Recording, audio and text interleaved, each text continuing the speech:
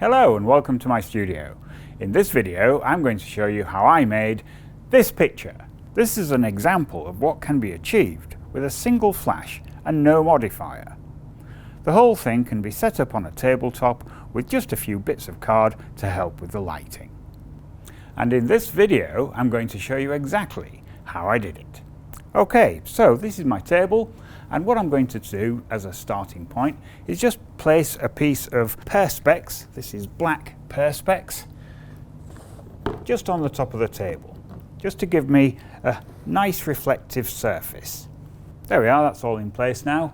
And the advantage of using a piece of perspex or acrylic is that it'll give a single reflection just off the surface here, which is what I want.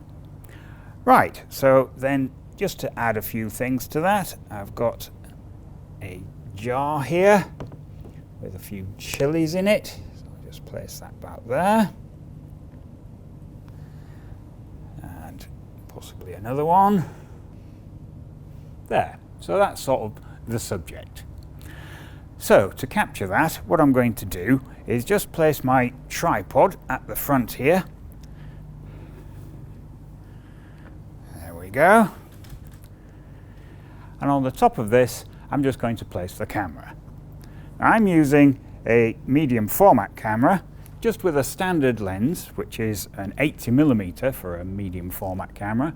So the equivalent of that for a full frame camera would be a 50mm, or thereabouts. Okay, so I'm just going to place that on the top of the tripod. There we go. I'm going to use the camera tethered into Capture One, so it's easy to see the results as I get them. So I'll just set that up.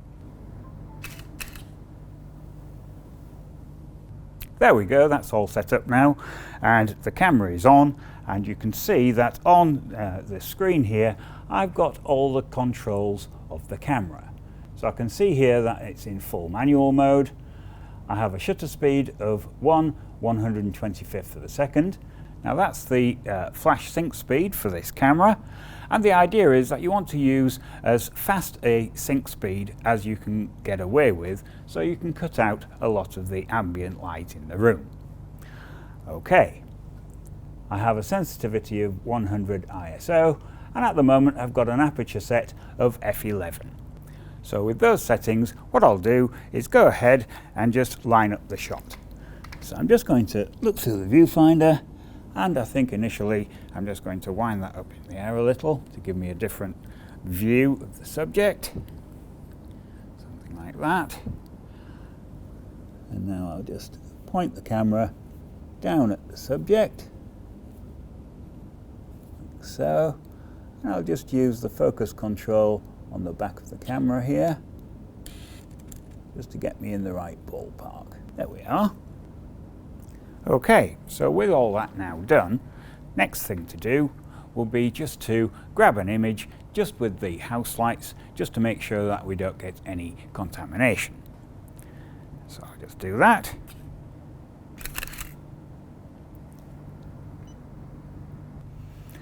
There you are, you can see that in this image it's virtually black, which is exactly what you want.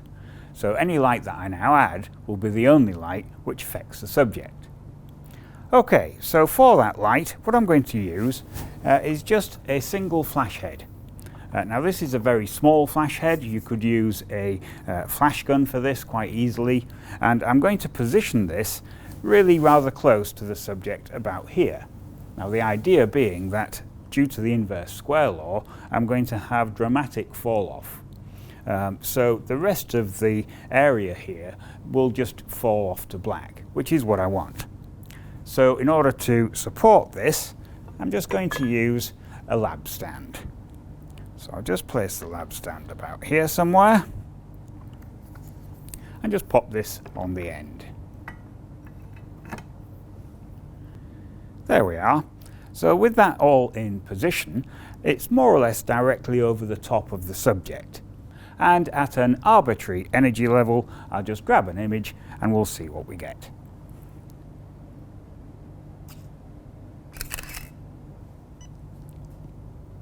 Okay, so we can see that in this image it's all a bit stark. It's a little overexposed, I think. This is burning out along the top here.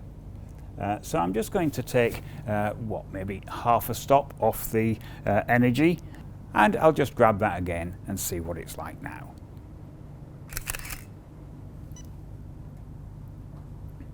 Okay, I think that's slightly better.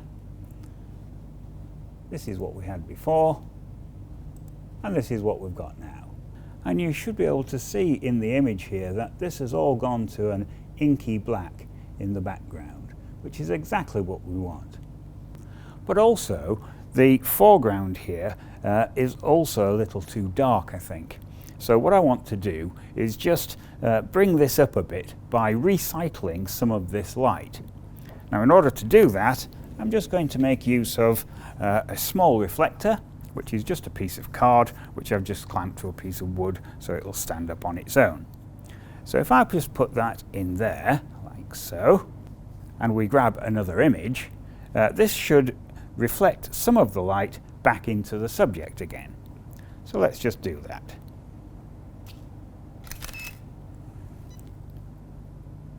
Yes, there we are. Now you should be able to see the difference that's made. That's what we had before. This is what we've got now. But it's a bit too much. It's a bit over the top. And in order to reduce that, the easiest way is just to move this back a little. So if I just move it back here, and we just grab that again, yes, you should be able to see that that has taken that down quite a lot.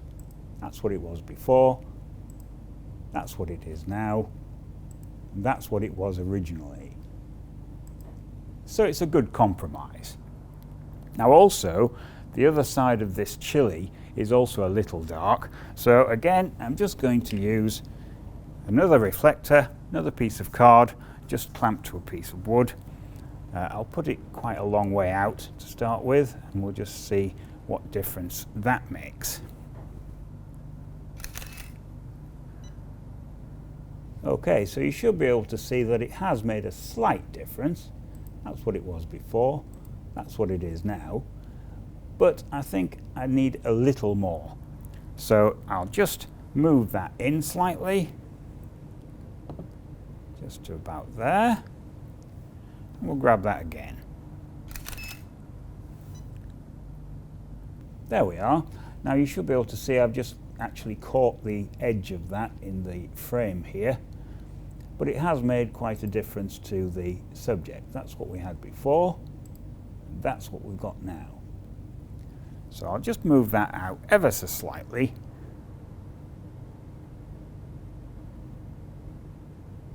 That. Just grab that again. Yes, so that's all looking pretty good. So if I just go back, this is what we started with. Then we adjusted the exposure, added a reflector, and then finally got all the reflectors in the right place. Okay. So the last thing to do is just to check on the focus. So what I'm going to do is just zoom all the way in, and we'll just have a little look around the image. Yeah, that looks okay to me. So I think that's acceptably sharp. I'll just zoom out again. So as far as capturing the image is concerned, that's it. It's more or less complete straight out of the camera. But I will just take it into Photoshop and do the absolute bare minimum of post-production. So here we are in Photoshop. Now the first thing I'm going to do is just make a duplicate of this file so I can edit the duplicate and leave the camera original alone. So I'm just going to go onto the background layer here and right-click the mouse and just ask for a duplicate. But I actually want a new document. And we'll just call this chilies. There we go.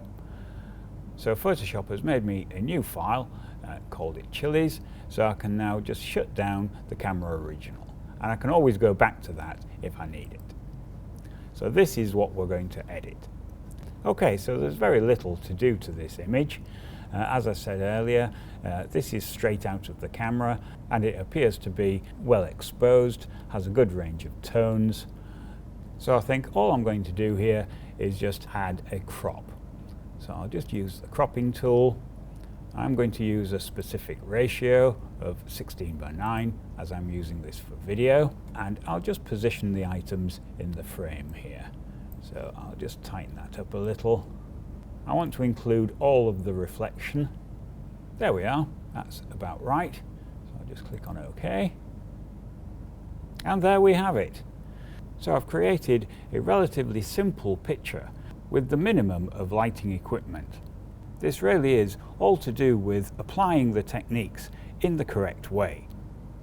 And I think overall that's turned out rather well. Okay, well I hope you liked watching how I made that image, and if you like watching these sort of things, do click on the other images as they appear, and don't forget to subscribe. Oh, and hit the like button. Thank you very much for watching.